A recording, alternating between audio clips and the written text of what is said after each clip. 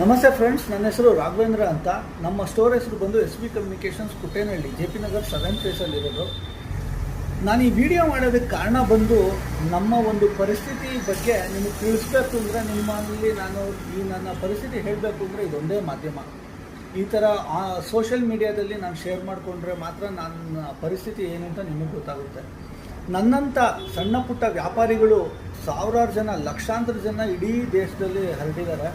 ಆದರೆ ಇವತ್ತಿನ ದಿವಸ ಈ ಆನ್ಲೈನ್ ಫ್ಲಿಪ್ಕಾರ್ಟ್ ಹಾಗೂ ಅಮೆಝಾನ್ ಅಂತ ವೆಬ್ಸೈಟ್ಗಳು ಬಂದು ನಮ್ಮ ವ್ಯಾಪಾರ 70-80% ಇಳಿಮುಖಗೊಂಡಿದೆ. ಆದ್ದರಿಂದ ಈ ವಿಕಸಿತ ಭಾರತ್, ಆತ್ಮನಿರ್ಭರ್ ಭಾರತ್ ಅಂತ ಸರ್ಕಾರ ಹೇಳ್ತಾರೆ, ಆದರೆ ನಮ್ಮಂಥ ಸಣ್ಣ ಪುಟ್ಟ ವ್ಯಾಪಾರಿಗಳಿಗೆ ಯಾವುದೇ ರೀತಿ ಕೈ ಜೋಡಿಸಲ್ಲ. ಅದು ನಮ್ಮಂಥವ್ರನ್ನ ನೀವು ಎತ್ತಿಡಿಬೇಕು ಅಂದರೆ ಅದು ಗ್ರಾಹಕರಿಗೆ ಮಾತ್ರ ಸಾಧ್ಯ. ನಾನು ನಿಮ್ಮಲ್ಲೆಲ್ಲರನ್ನೂ ಕಳಕಳಿಯಾಗಿ ಪ್ರಾರ್ಥನೆ ಮಾಡಿ ಕೇಳ್ಕೊಳ್ಳೋದೇನು ಅಂದರೆ, ದಯವಿಟ್ಟು ನಿಮ್ಮ ಸುತ್ತಮುತ್ತಲಿನಲ್ಲಿರೋ ಸಣ್ಣ ಪುಟ್ಟ ವ್ಯಾಪಾರಿಗಳ ಹತ್ರ ಹೋಗಿ ಖರೀದಿ ಮಾಡಿ. ಆದರೆ ನಿಮ್ಮ ಒಂದು ಅಧಿಕಾರ ಕಮ್ಮಿ ಬೆಲೆಗೆ ಉತ್ತಮ ಗುಣಮಟ್ಟದ ಪದಾರ್ಥಗಳನ್ನು ಕೊಟ್ಟರೆ ಮಾತ್ರ ನೀವು ನಮ್ಮಂಥವ್ರ ಹತ್ರ ಪರ್ಚೇಸ್ ಮಾಡಿ. ಇಲ್ಲ ಅಂದರೆ ದಯವಿಟ್ಟು ಪರ್ಚೇಸ್ ಮಾಡಿಬಿಡಿ.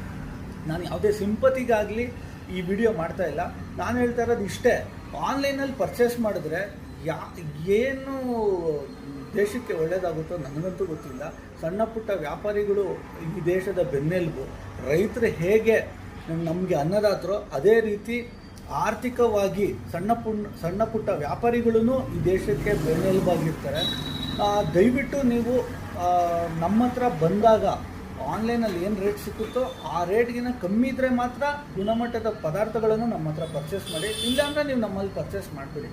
ನಾನು ಇದೊಂದು ನಿಮ್ಗೆ ಅಶ್ಯೂರೆನ್ಸ್ ಕೊಡ್ತೀನಿ, ನೀವು ಯಾವತ್ತೇ ಬಂದ್ರೂ ವರ್ಷಾದ್ಯಂತ ನಿಮಗೆ ಆನ್ಲೈನ್ಗಿನ್ನ ಕಮ್ಮಿ ಬೆಲೆಗೆ ಒಳ್ಳೆ ಉತ್ತಮವಾದ ಪದಾರ್ಥಗಳನ್ನು ನಿಮಗೆ ನಾವು ಕೊಡ್ತೀವಿ. ಅದೇ ರೀತಿ ವರ್ಷದವರೆಗೂ ನಿಮಗೆ ಸರ್ವಿಸ್ ಕೂಡ ಕೊಡ್ತೀವಿ. ಎಲ್ಲ ರೀತಿಯಲ್ಲೂ ನಿಮಗೆ ನಾವು ಸಪೋರ್ಟ್ ಆಗಿರ್ತೀವಿ.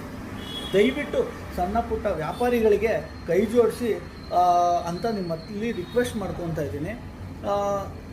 ಇದೊಂದು ವಿಷಯ ಹೇಳಿ ನನ್ನ ಒಂದು 2 ಮಾತನ್ನು ಮುಗಿಸ್ತೀನಿ.